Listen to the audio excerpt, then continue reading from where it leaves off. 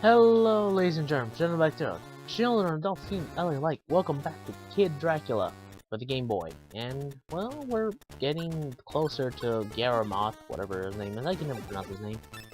But in this particular part of the episode, or this particular level, it's a little bit more orientated towards the whole bomb mechanic that we got in the second previous level. Now, don't get me wrong, I understand that the previous level was a boss fight, so, it didn't really incorporate too much bomb action in it, but still. I still stand by that most power-ups do sort of equate to certain things here and there that actually work with the power-up you're given. But it's like, we got this power-up a couple of points before we started actually, getting to this particular part. And we had a level before using this power-up. I mean, we had to use the umbrella a lot, but, you get my point. Pretty sure this power-up, like most power-ups other than the bomb and a couple of other ones that I can't really think of, go on topic to what they're trying to do, at least. At least I think so. Could be wrong. In all honesty, I'm not sure. But most of the time, I don't know, I really don't know, honestly. More of an opinionated thing, or if you really want to get really technical by looking way too deep into it. You know what I mean? But anyway, in the last part we dealt with Galamoth's second in command, I think. I don't know whether or not he was a second in command. He was just some dude in a robot suit who I think works for Galamoth. I'm not sure. I don't keep track of it. And in all honesty, the story isn't all that cohesive to think about, at least. It's not a bad story, it's just weirdly structured. At least in terms of who exactly, or what exactly you're facing off against, who is, or what you're dealing with, what you're supposed to be dealing with. You get my point. It's a cluster of information that really you're not giving any info about. And I think that's purely because of, and I think I might have touched on this before, but I'm just gonna bring it up again. This game is, of course, a spin-off of, Castlevania, blah blah blah, I've said that already. But no, that's not what I'm gonna be talking about, actually. Because I've already talked to death about that. But this game is actually not only a spin-off of Castlevania, it's also a pseudo-remake slash, what's the word? Pseudo-remake slash,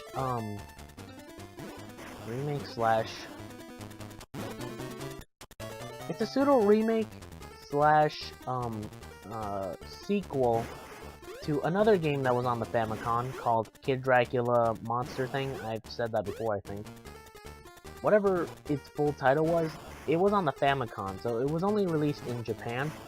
And this game is based off of that game, which was again, a spin-off Castlevania too, but that game was purely on the Famicom and had a little, well, not little to do with Castlevania. It's more like it had its own separate story where Kid Dracula had to deal with a creature called Galamoth, I think.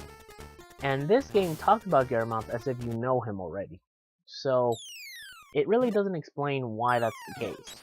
And it just purely just tells you, hey, you know what? There's this guy named Galamoth in the first game. You dealt with him in the second game. Trust me, you did. That's just something that happened. At least that's something that the game expects you to believe. Because despite how well this game is designed, technically, it really doesn't give you much info on the previous game or who Galamoth is. I'm pretty sure the other game didn't do that either, but at least gave you some context as to who Galamoth was somewhat. But yeah, this is a sort of remake slash sequel of that game, because it continues that game, but it calls itself the first game, without any real, too much info to really talk about. By the way, I'm showing off the witch icons just because I think she looks cute, at least to me she does. Although they kind of do make the sprite work look pretty decent, at least for this part. But that's all I really wanted to say. I will say that this is a pretty annoying level, at least in some context. This particular level, I should say, is a lot harder to get through because, well, you have to keep going down But if you go too far, like, if you land into one of these platforms where it has 2 spikes below each of them, like 1 spike on one side, 1 spike on the other, you can't really go under the spikes, so you're gonna have to deal with having to be hit by spikes. So, yeah, keep that in mind as you go down. If you get hit at all, and you sort of get knocked back, and you sort of go up too high, you die. I don't know why that's the case, but it's just something you have to deal with. So be careful of low-hanging ones, because they don't really let you go down. My suggestion, somewhat look before you leap a bit. Yeah, unfortunately, if you get stuck in like those particular spots where it's like 2 on each side, you can't jump up high enough to at least get to the other side. At least I haven't done it. I could be wrong, but whatever. I'm not sure what exactly the special case for some of those are, like how far you're supposed to go before it just stops immediately. I'm not sure. I could be wrong in how far you're supposed to jump before you can, you know, properly just move out of the way. I don't know.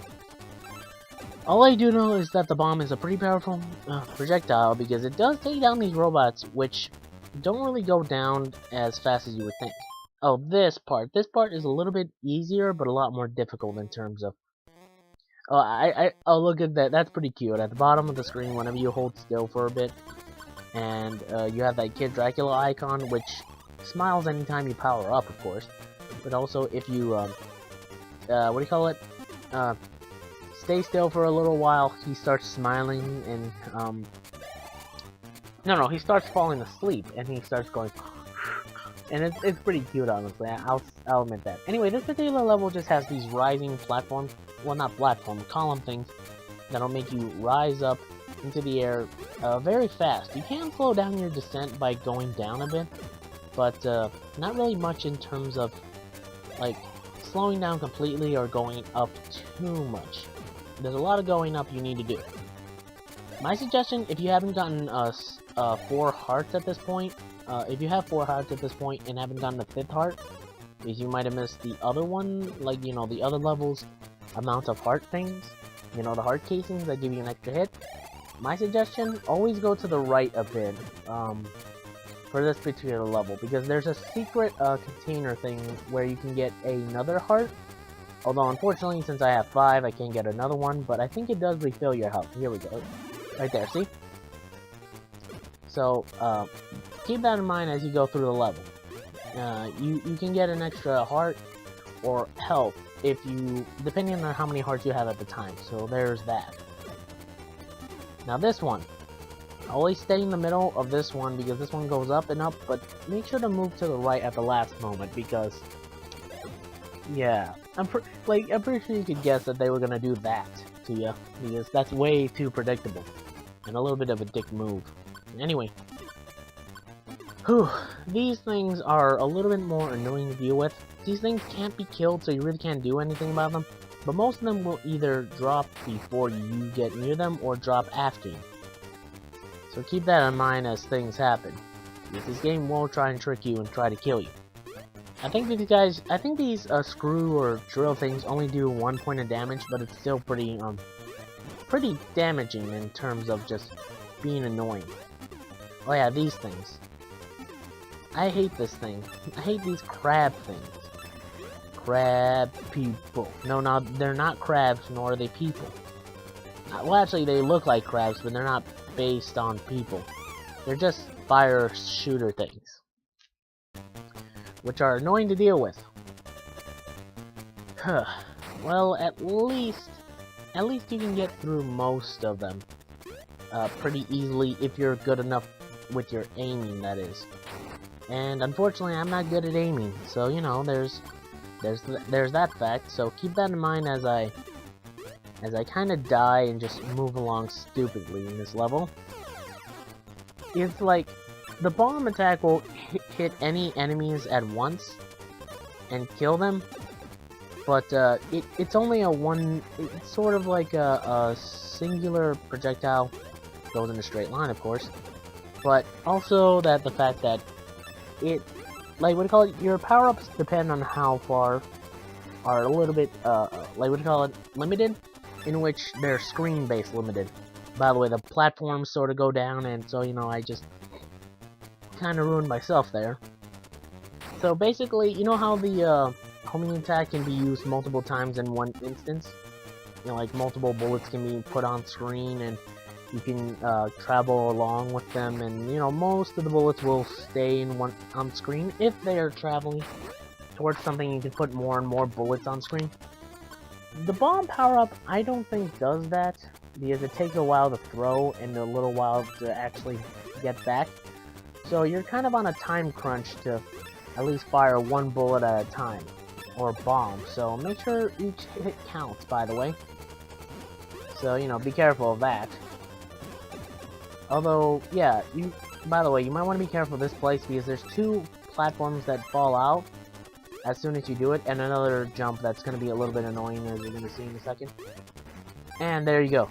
That platform just pushes you off. That's pretty stupid.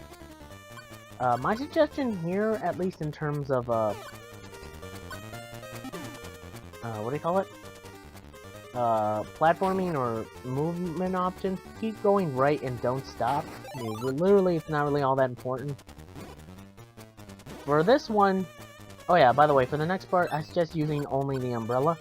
But yeah, what you saw there was in fact a xenomorph, or an alien, or chibi version of it that's trying to kill you, and fires fireballs or acids. The roof is trying to crush you, and thankfully, anytime these things jump and touch the ceiling, they die, so don't worry about that. What you have to worry about is actually getting out of there alive, so keep that in mind. You again, tiny one. This time, you'll feel the power of King Galamoth of space, ruler of space. Yep, and we're finally fighting Galamoth. By the way, those enemies only come in at that one portion at the very end of the game. They're one-time enemies that really don't do much, other than jump up and kill themselves. So this is Galamoth. He's a mix between a bat and Frieza from Dragon Ball Z. And his weakness is being fired in the mouth. He's invincible most of the time, and the only thing really you can do is fire anything really, like any attack really, into his mouth. I suggest the bombs since they're the most powerful, but that's just me. His main attacks are firing lightning bolts in his hands, and, you know, firing lightning bolts off his hands. In each hand, at least. There's 2 for each one. And then at certain points, he'll do the double, and you have to stay in the middle of these 2 while he moves, so keep that in mind. I didn't move out of the way long enough for that one, so I just wanted to point that out. I think I might have died to him at this part, at least. Maybe. I don't know. I can't remember whether or not I beat him. But he has 2 forms. The regular the regular bat form, and then the jumping one. The jumping one is a little bit more trickier, since his window of jumping is a little bit more loose, in which he'll jump high sometimes, he won't jump most of the other times. And he may just jump like low enough for you not to get too far enough away.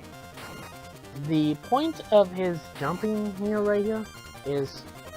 See, look, it looks like I could clear that, but apparently it doesn't count. So keep that in mind, as you, see. But, yeah, basically you're just doing the same thing as you did before. You're supposed to hit him in the mouth as he jumps above you. But sometimes he opens his mouth and does it, sometimes he doesn't. It really all depends. I don't know how many times I die to him, but it's a little bit. And the reason why I call him a mix between Frieza and a bat, and maybe a little bit of a Palpatine, I don't know. Mainly because of the lightning strike things. Anyway, the reason why I call him a mix between Frieza and a bat is because, well, he looks kinda like as if Frieza's, 3rd form from Dragon Ball Z. Like, anyone remember that form? It looked like a, xenomorph thing with elongated head and shoulder blades. Well, not shoulder blades, just shoulder pads with spikes on them. He grew a lot more, chest bigger wise. He looked like an actual alien, to be perfectly honest, because his 2nd form was like a bull-like humanoid. It looked like a human with bull horns, sort of like a Viking. His other form was just sort of alien-esque, and his last form, you know, the smooth white form, that looks not too much like an alien. Looks, you know, like an alien, in all honesty, but not too much. And his third form is a lot more alien-esque, I think. At least I think so. I could be wrong. Some people think that, you know, the alien forms really don't care, whatever. Whatever. But yeah, the elongated head and the shoulder pads sort of give me the Frieza vibe. Plus, he sort of looks like he's wearing lipstick. At least to me, it does. But yeah, either way, Galamoth is a lot more difficult in this form because he jumps sometimes low, sometimes too low, sometimes not high enough for you to hit him. And it's a little bit difficult in timing-wise. You have to make sure you get the right amount of timing on this guy, otherwise you're never going to be able to kill him. And that's also what I hate about him, because it looks like sometimes you can clear off before you get hit by him, but sometimes you don't. And I understand, it's like, it's sort of like, hey, I'm wasting time by staying behind too much. I know that, but still. It seems kind of like as if I could avoid some of these attacks. At least I think I have.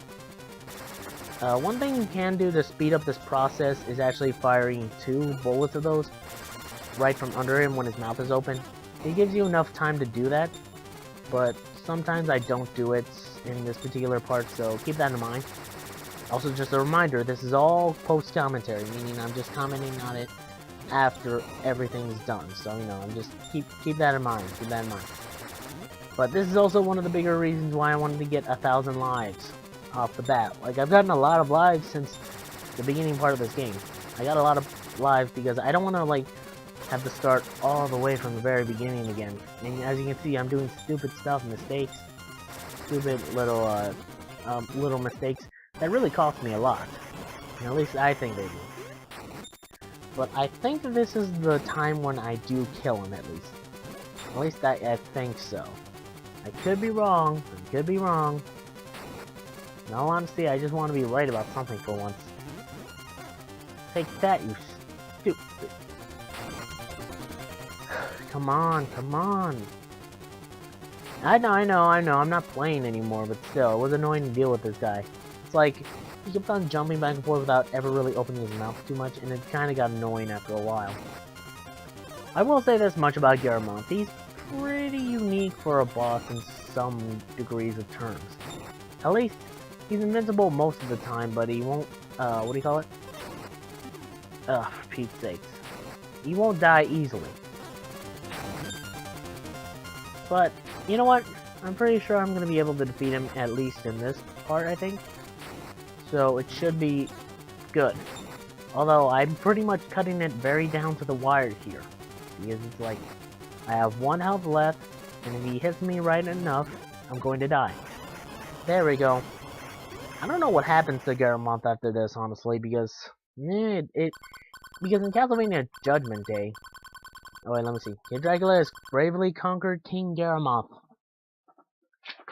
The ruler of space, apparently. Piece of cake. Let's go home. That's what you think.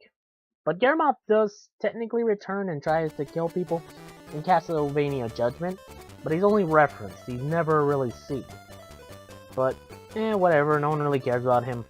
But, that was it for Kid Dracula. And that was it for Kid Dracula, really. Nothing really too big of an ending, but it was still pretty fun, honestly. I still found this game pretty fun, as far as little Game Boy games go. I'd put this up there with, like, Wario Land up there, as being a good game to play, and, you know, having a good enough payoff at the very end. I played for this game in an hour, at least for an hour. That was my maximum time I could get, and most of the video I cut up into that. So, you know, you got an hour of gameplay that's pretty fun and pretty challenging. If you die a lot, well, then you're gonna have a lot of trouble. Most of the bosses are pretty predictable, but, well, you know, pretty easy to see their pattern, but still pretty fun to play against. Overall, yeah, this was a fun game, and I hope you guys enjoyed this series. I'm pretty sure this is coming out near the end of October, so, yeah, I'm pretty sure you'll be seeing the last episode of Kid Dracula.